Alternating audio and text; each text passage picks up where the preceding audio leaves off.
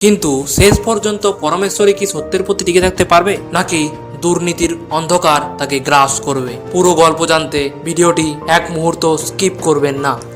IAS পরমেশ্বরীর এক রাতের সিদ্ধান্ত বদলে দিল সবকিছুই। আইএএস পরমেশ্বরী তার সততা ও কর্মদক্ষতার জন্য পরিচিত। পশ্চিমবঙ্গের একটি ছোট শহরে তার বদলি হয়।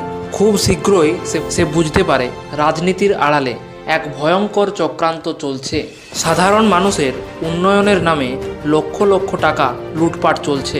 ব্যবসায়ী, নেতা, পুলিশের এক চক্র মিলিতভাবে এই দুর্নীতি চালাচ্ছে। পরমেশ্বরী নতুন শহরে যোগ দিতেই তার নজরে আসে কয়েকটি অসম্ভব প্রকল্পের রিপোর্ট। রাস্তা তৈরির জন্য বরাদ্দ টাকা নথিতে খরচ দেখানো হয়েছে, কিন্তু বাস্তবে রাস্তা তৈরিই হয়নি। হাসপাতালের জন্য বরাদ্দ ওষুধের কোনো অস্তিত্ব নেই। এরপর সে নিজের টিম নিয়ে তদন্ত শুরু করে।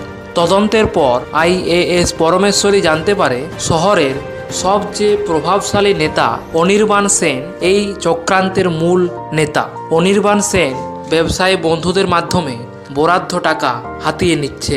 এরপর পরমেশ্বরী একটি প্রমাণ জোগাড় করে, যেটা দেখে সকলে অবাক হয়ে যায়। যেখানে অনির্বাণ সেন এবং কিছু উচ্চপদস্থ পুলিশ অফিসারের ঘুষ লেনদেনের তথ্য রয়েছে। একদিন রাতে তার বাড়িতে একটা চিঠি আসে, যেখানে লেখা রয়েছে, তোমার তদন্ত যদি এখানে শেষ না করো তাহলে তোমার জীবন শেষ হয়ে যাবে। পরমেশ্বরী জানতো এই পথে এগোলে বিপদ আসবেই, কিন্তু সে থামতে রাজি নয়, বরং আরও গভীরভাবে তদন্ত শুরু করে এবং চালায়।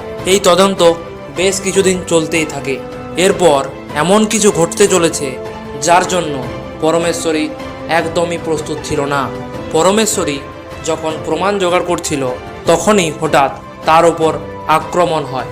অন্ধকার রাতে একদল লোক তার গাড়ির সামনে লাঠি হাতে দাঁড়িয়ে পড়ে।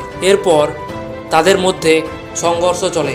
এই সংঘর্ষের মাধ্যমে সকলকে পরাজিত করে পরমেশ্বরী জয়লাভ করে এবং সেখান থেকে বাড়ি ফিরে আসে। পরের দিন সে সংবাদ মাধ্যমে দুর্নীতির কিছু অংশ প্রকাশ করে। এই ঘটনা শহরে চাঞ্চল্যের সৃষ্টি করে। হঠাৎ এক রাতে পরমেশ্বরী এমন একটা তথ্য পায় যা পুরো ঘটনার মোড় ঘুরিয়ে দেয়। কিন্তু এই ঘটনা প্রকাশ করা মানেই নিজের জীবন ঝুঁকির মধ্যে ফেলা। সে কি পারবে?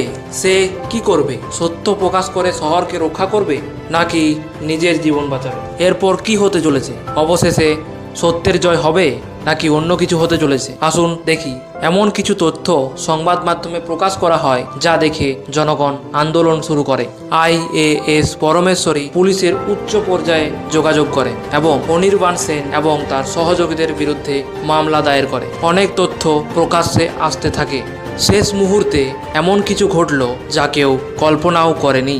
আইএএস পরমেশ্বরী জানতো এই লড়াই এখানেই শেষ নয়, কিন্তু মানুষের প্রতি বিশ্বাস রেখে, ন্যায় বিচারের প্রতি আস্থা রেখে সে নতুন চ্যালেঞ্জের জন্য প্রস্তুত। কারণ আইএএস অফিসার হওয়া মানে শুধু চাকরি করা নয়, মানুষের জন্য লড়াই করা।